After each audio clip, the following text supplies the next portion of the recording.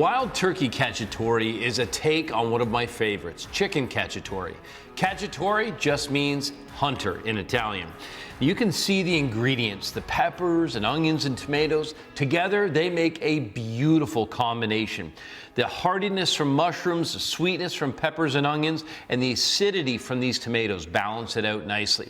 It's nice because I've got an entire wild turkey here all bone in, and that's something classic for the cacciatore. Because it's going to be cooked over some time, you get really great flavor from the bones. So the first thing that I want to do is I want to start with a little bit of all-purpose flour. So I've got a bowl, you could put it in a bag, and these ingredients are going to go into the flour. So I've got thighs, I've got legs, and the reason I'm dusting them with flour to start is that starch is going to end up thickening the stew, but initially it'll also brown. So it's a level of development. I'm going to season these, preheat a pan, and get them started.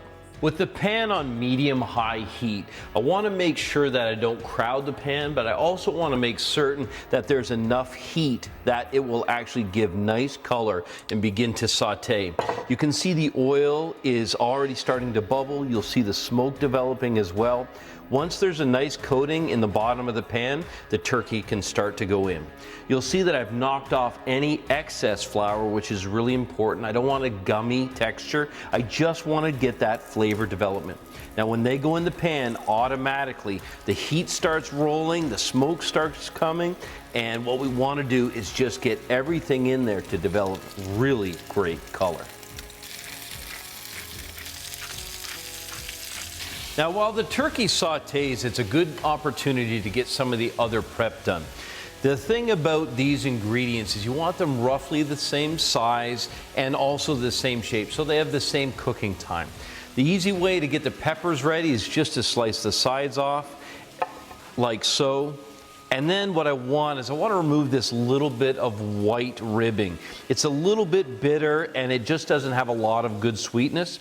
Then a nice fine slice. This slice is called a julienne. This is nice, it's bite-sized.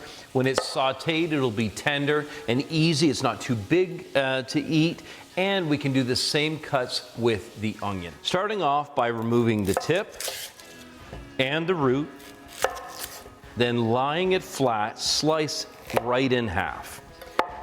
Remove 2 or 3 layers, whatever is fresh. We're gonna take nice, thin slices. This will give you a julienne of yellow onion. With the first batch of turkey nicely browned, it's really important to saute in batches. When you get it browned, remove it from the pan and then start with a new batch. The reason you want to do this is to give lots of room for the turkey to brown.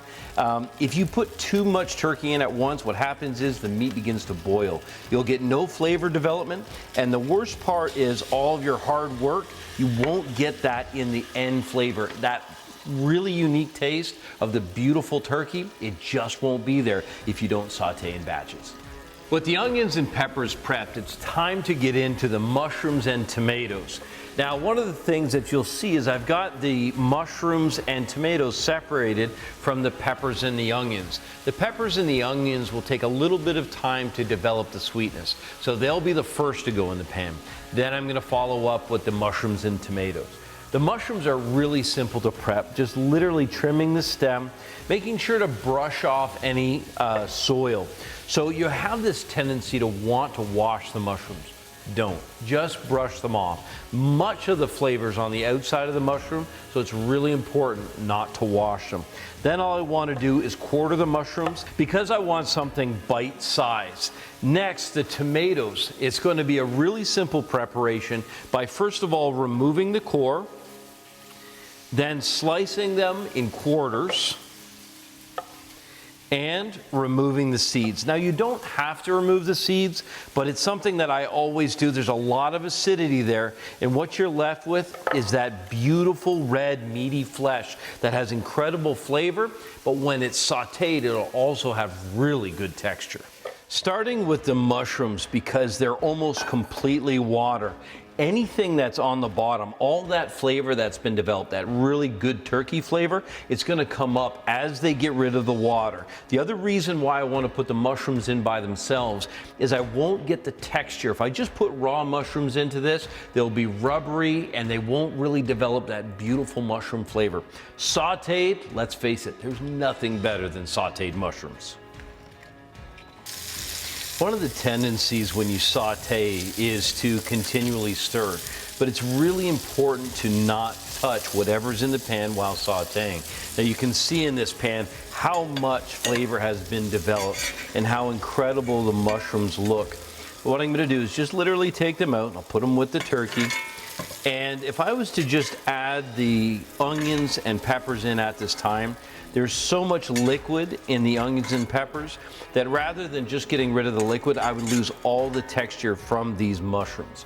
So with the mushrooms set aside, have a look how beautiful this is. I'm gonna put these in. Anything that was left in the bottom of the pan in terms of flavor, well, it'll all be brought up by the liquid that's gonna come out of these. With a little bit of salt and pepper, I'm going to saute these until they're visibly tender, till the onions are translucent, and until there's some really beautiful brown flavor development. When the peppers and the onions have browned nicely and are really fragrant, it's time to put the tomato paste in. Now, tomato paste is a raw product, and it's important to cook it.